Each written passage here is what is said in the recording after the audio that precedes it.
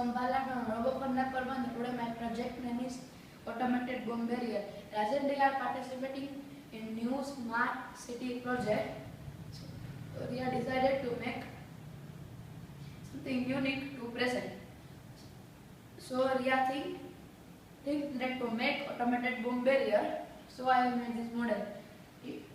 I have made one car and one barrier.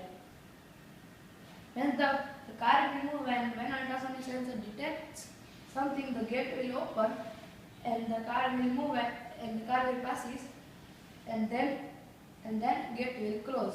Ultrasonic sensor is used to detect something and it has two parts, transmitter and receiver. Transmitter emits the sound and receiver receives the sound.